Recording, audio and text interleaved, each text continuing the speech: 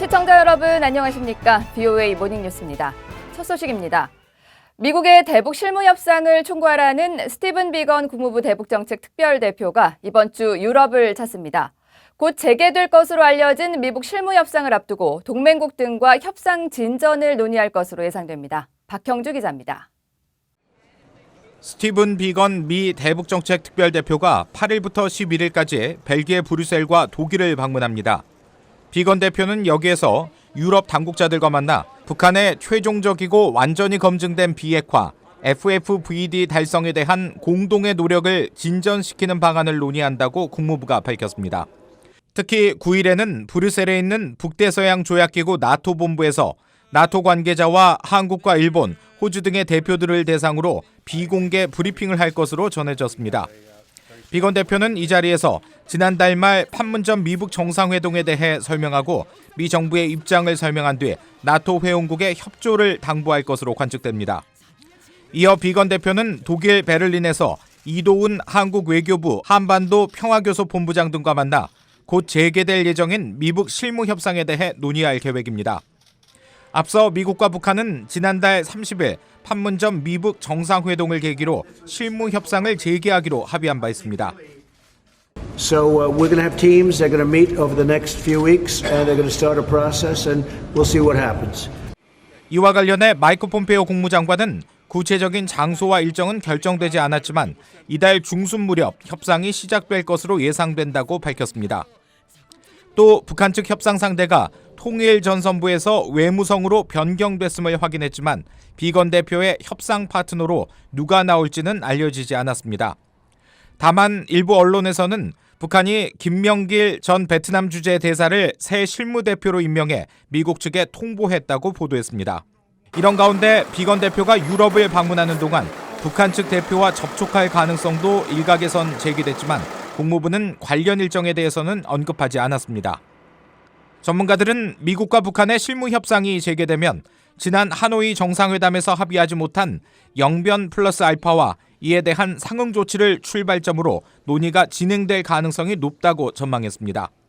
BOA 뉴스 박형주입니다. 미 주요 언론들이 북한 비핵화에 대한 단계적 접근법을 제기하고 있는 가운데 이른바 스몰 딜에 대한 전문가들의 견해는 엇갈렸습니다.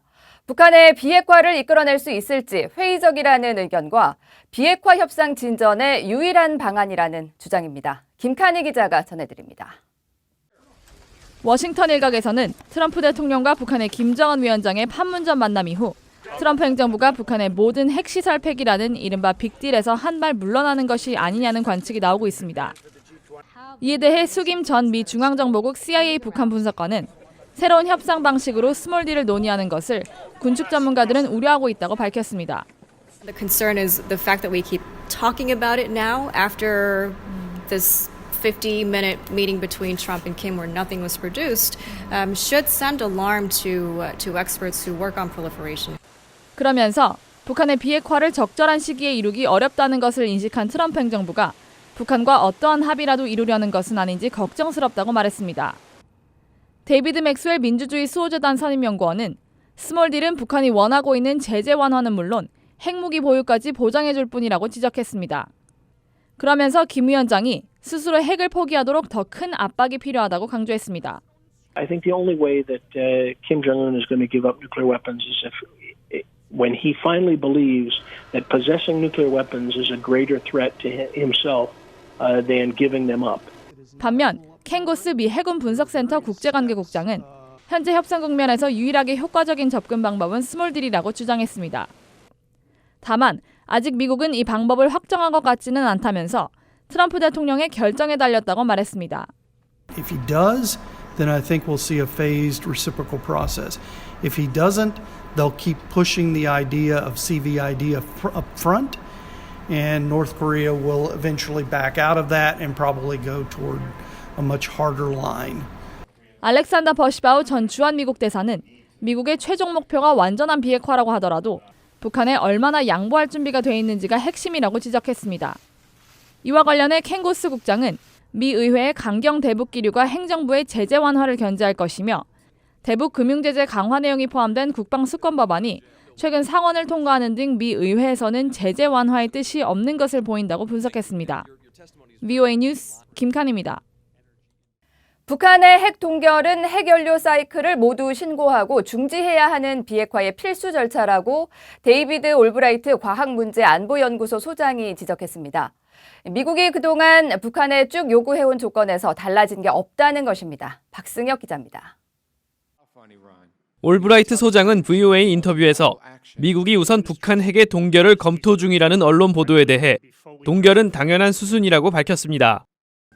북한이 플루토늄과 무기급 우라늄 생산을 중단시키려면 먼저 모든 공정의 동결이 필요한 만큼 동결을 스몰 딜로 보지 않는다고도 말했습니다. So it's a little bit like, you're filling a bathtub. You do want to drain the bathtub, but the freeze in essence is turning off the tap. 즉 미국은 비핵화라는 최종 단계로 가는 과정에서 북핵 전체 프로그램의 동결을 초기 단계로 보고 있다는 것입니다. 단 북한이 하노이 미북 정상회담에서 주장했던 부분적 동결과는 다른 개념이라고 강조했습니다. 올브라이트 소장은 미국은 하노이에서 부분적 동결을 받아들이지 않을 것이라는 점을 분명히 했다며 미국이 요구하는 것은 전체의 동결이라고 밝혔습니다. We don't know where all the places they're making weapon-grade uranium. We don't know where they're making nuclear weapons. And so if North Korea is willing to freeze those activities in addition to young beyond, I would call it a big step. And it's a step North Korea has not agreed to do. 올브라이트 소장은 북한이 동결을 받아들인다면 이를 제대로 이행할지 검증할 국제원자력기구 IAEA 검증단이 반드시 북한 내부로 들어가 확인해야 한다고 말했습니다. 또 동결 조치만으로 제재를 해제해줘선 안 되고 모든 핵 프로그램의 완전한 비핵화가 이뤄질 때까지 제재를 유지해야 한다고 덧붙였습니다.